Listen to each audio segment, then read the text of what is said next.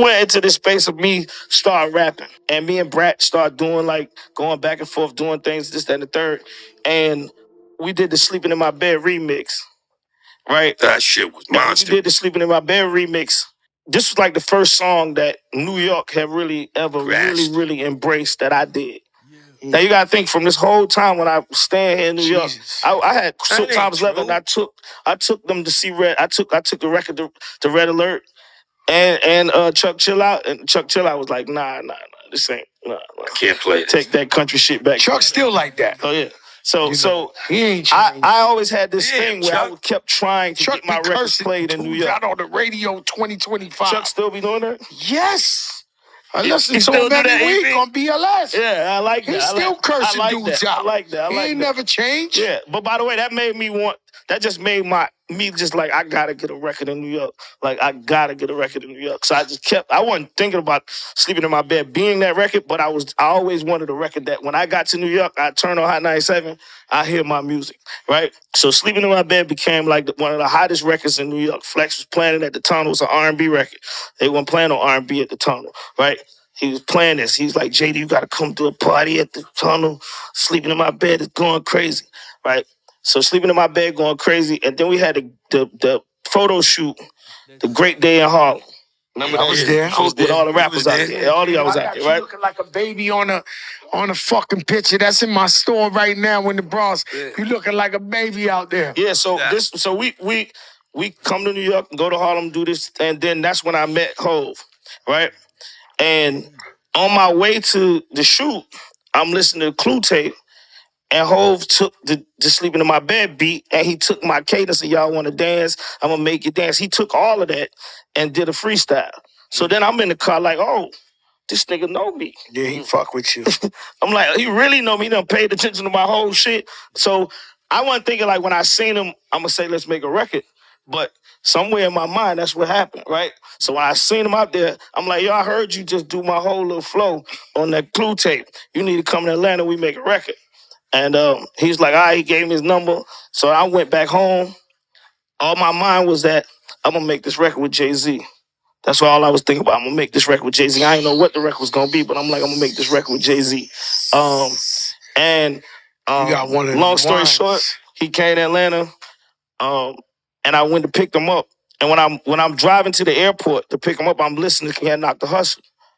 And when he say deep in the South, kicking up top game, I'm like, he's talking about me. Who is he talking about? I'm riding, I'm thinking he talking about me. He say switching 4 lanes, I'm switching. By the way, I'm in a Bentley. Oh yeah, you caked up by then. Yeah, I'm in the Continental T, by the way, not just a Bentley. Continental T. You know what I mean? I'm in the Continental T, going to the airport to pick him up. Nah, you on the Super Bowl. I'm all out the window. I'm driving like this. I'm doing everything he's saying in there. He's switching 4 lanes, screaming through the sunroof, money and everything. I'm like, this is me. I'm definitely telling you. That's all I'm saying. He talking about me. So as soon as he come out the airport, I say, yo, I'm going to sample this part. This going to be our song. And he's like, all right. And he's thinking about what I'm saying. And then all the way down the street to my house, down Old National to my house, he just got quiet. And I guess he zoned in on his verse. Started writing his He ain't even hit a beat. I ain't played no beat for him. I had an idea. When we got to my house, I hit the beat, and I said, this is what we going to rap over. He's like, all right, let's go. I'm ready. And I was like, what? Yeah, that's crazy. How did this work? And I thought this shit was going to be trash. Jada would have moved into your house. Jada take his time. He'd have moved into your house for a month before he'd give you that verse. You crazy? Jada take his time. There you go, capping. Now you really now I'm capping.